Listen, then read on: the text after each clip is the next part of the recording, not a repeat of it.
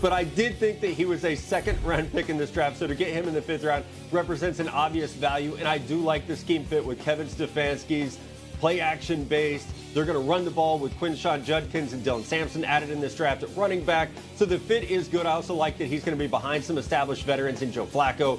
Kenny Pickett probably sticks around, so he's going to have an opportunity to learn from some players who were first-round picks previously, and he can get acclimated to the NFL. Now, Cam Ward is probably the least talked about number 1 overall pick since I've been doing this. Cam Ward is a baller. He's a playmaker. The fit with Tennessee is going to be fantastic. I wish they had a couple more weapons for him. You can't fill every need in one draft or one offseason, unfortunately, but his arm talent, his ability, the way that he can move in and out of the pocket to find passing windows and then hit you with that shortstop motion. He dials up velocity really, really well. So Cam Ward, a great fit with the Titans. Now, I like the Jalen Milroe fit a lot with the Seattle Seahawks. He's not going to be pressured to play right away. Sam Darnold's there. But we do have a team with Clint Kubiak as the offensive coordinator, who I believe will get him on the field early in some packages as a runner. And that's where he is elite. He could be one of the best running quarterbacks in the entire NFL. So we should see him in some goal line packages. We could even see him in some short yardage packages, taking snaps out of the backfield. And finally, lose guy, Tyler Shuck. I didn't like the value. I thought it was a little bit of a reach at 40. However, the Saints need a quarterback who can play right away. After Cam Ward, Tyler Shuck is the most pro-ready quarterback in the entire 2025 draft class,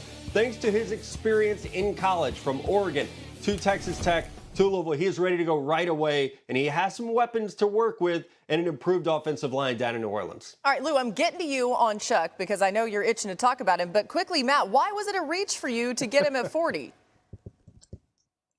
Yeah, I thought he was more of a, just on value, I thought he was more of a late second, early third-round pick was where I had him rated. I do worry. My only concern with Tyler Shuck is, did he figure it out at age 25 because he's been in college for 6 or 7 years? And that's a question that really can't be answered until he gets to the NFL. Is he topped out because he's been in college for so long? This guy was Justin Herbert's backup at Oregon. He's been there for a minute. So did he find that success this past year based on his age and the reps that he's had? Or sometimes it's just a guy breaks through. It happened to Jaden Daniels. It happened to Joe Burrow. So we'll see once he gets out on the field. We've sufficiently annoyed Lewis, which is perfect, as you can go ahead, Lou, and defend your guy. Why is Shuck ready to start right now for the Saints? Well, look, he has been around for a little while. The only thing that I got annoyed by is, like, has he topped out? I mean, Geno Smith was in the league how long before he actually hit his stride? Sam Darnold has been in the league how long before he actually hit his stride? Tyler Shuck's age is so overblown, it's absolutely ridiculous, okay? It's overblown. At 25, we're talking about him like he's Tom Brady, like he's 48, and we're like, oh, my God, he might not make it through his first contract. Look, he is someone who has been tutored by two of the very best in all of college football, in Jeff and Brian Brom. Jeff Brom is made for the pro game. Jeff Brom should be getting head coaching interviews to coach in the NFL. Why? Because his offense mirrors everything that you see on Sundays. The way in which he installs offense mirrors what you see on Sunday. The way in which he teaches the quarterback position in terms of protections, identifying defenses, going through progressions, the kind of footwork, the kind of decision-making you need to have. These are all things that he's done in his career as a player. He's done it as a coach. He transferred them over to Tyler Shuck, who really, when I talked to Jeff down in Louisville this year, doesn't have a whole lot of deficiencies. He doesn't have, he's plenty mobile in the pocket. He runs 4.6 at 220 pounds. He's got a rocket arm. He's super smart. They couldn't overload him. Here's the number one issue with Tyler, which was he broke his collarbone twice and broke his lower leg. And his lower leg was broken because of a hip drop tackle. Somebody rolled on it. Well, if you tell me a way in which you can prevent that, there's some kind of leg lift or plyometric you can do to prevent someone from rolling on your lower leg and breaking it, I'd like to hear it, because you're probably going to be a multi-billionaire. This guy's going to be just fine. Kellen Moore targeted this guy. If you listen to Kellen Moore talk about him through the pre-draft process, they speak the same language. Tyler will hit the ground running. Tyler's going to have a chance to be the day one starter, because we don't know what's going on with Derek Carr. We don't know what that shoulder looks like. He's in such a unique position, and I think he is uniquely qualified to handle it. I mean, look, I don't have anything else. I mean, Lou ate the whole meal when talking about Tyler Sharpe. What did it taste like, Lou?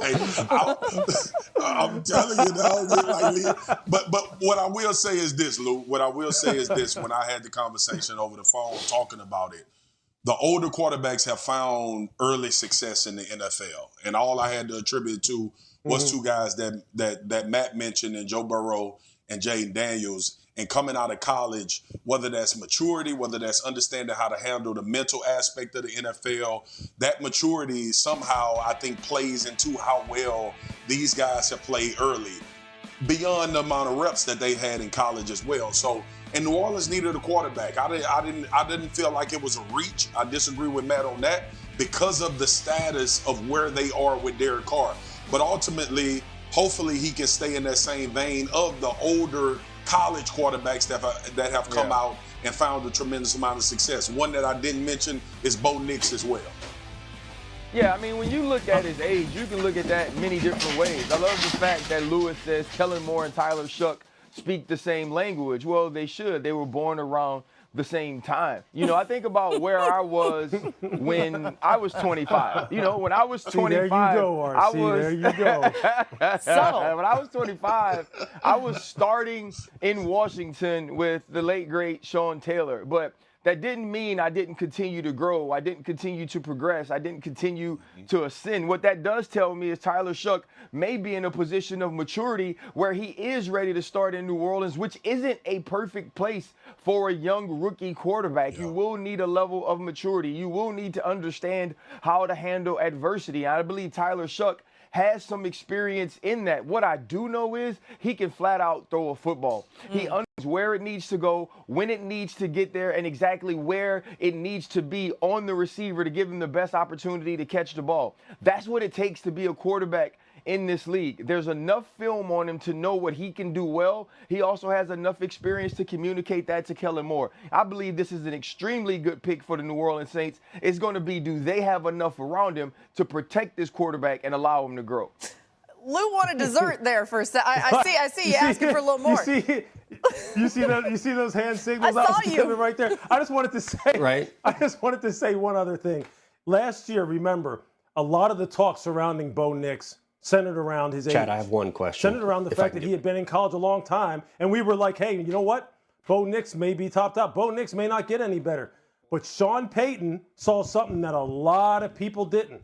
And a little birdie has told me Sean Payton really likes Tyler Shuck, even though he didn't need a quarterback.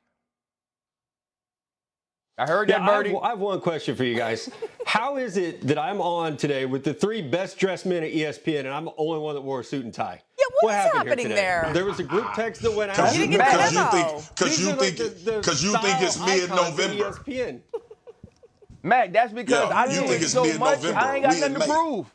Oh, listen, I was about to say mid-November, Swagoo. Were you wearing a suit and a tie in mid-November either? I don't think so, which is totally great. We don't need to wear that on this show.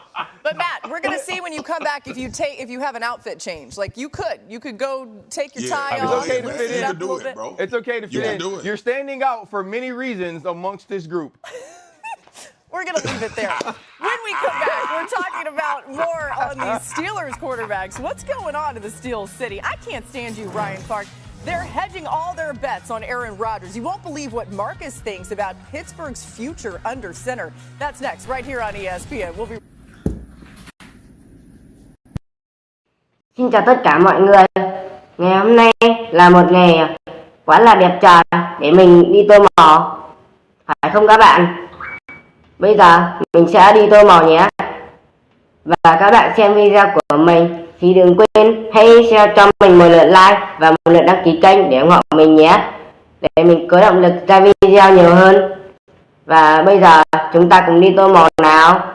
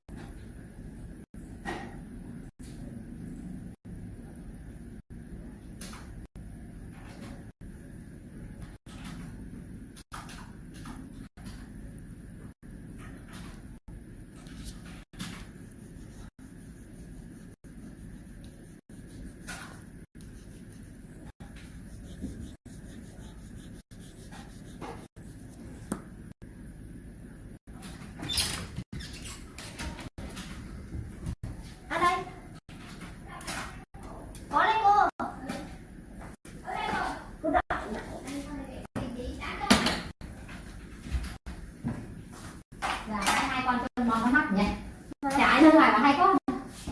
Lấy em làm. Lấy cái đó. Gọi lên thì đưa cho. Dạ, không thôi.